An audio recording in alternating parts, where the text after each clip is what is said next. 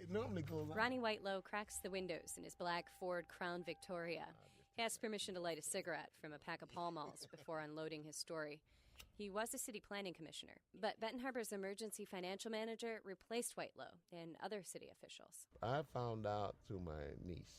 She called me Sunday before last and said, "Did you know you were taken off of planning commission?"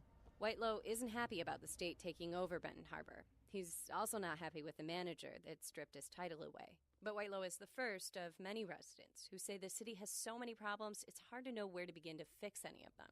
From my perspective, the only way we can turn this city around is having an emergency manager in place. That's City Commissioner Brian Joseph. His powers are mostly gone now, too. But he supports the state's new law that gives broader powers to emergency managers. He says Benton Harbor city government is totally dysfunctional. The name calling, the backbiting, and people can't separate the business from the personal. And that is what has been going on in Benton Harbor for decades. Joseph and others say that's because commissioners disagree about what's best for Benton Harbor. Take Whirlpool as an example. The manufacturing giant came up in every conversation I had.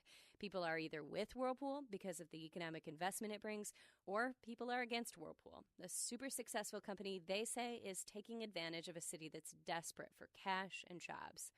Again, former planning commissioner Ronnie Whitelow. There's nothing wrong with Whirlpool other than the fact Whirlpool found some idiots that is destroying our city, our way of life. And that's going back to us as the resident. That's our fault. Whitelow says he used to go door to door telling residents about a number of issues he says were suspicious at City Hall, but he says people never responded. Reverend Edward Pinckney is president of Benton Harbor's NAACP chapter and a longtime activist against city authority and development plans. Before now, he says not too many people in the city cared about getting involved. It didn't affect them until we got into this position.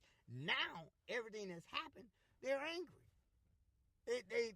They don't know what to do. Pinckney is rallying hard against the city's emergency manager. He knows the city's finances need to be fixed, but he says the emergency manager, Joe Harris, doesn't have the residents' best interests in mind. He led a march through the city recently. His picket sign declared, "Joe Harris is a dictator." Elizabeth Frost watches the 200 or so protesters march by her small coffee shop. Frost opened the Phoenix 2 years ago after moving to Benton Harbor from South Carolina.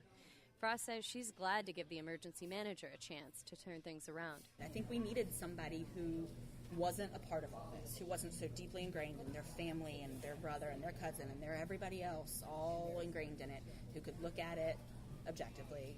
Frost looks at the current situation mostly as a math problem. It's very simple, right?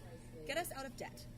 Yeah, a bunch of people's feet are going to get stepped on and feelings hurt and, egos bruised and all that in the process, but it's just get us out of debt. Benton Harbor's emergency manager says he'll be able to get the city out of deficit spending as soon as next year.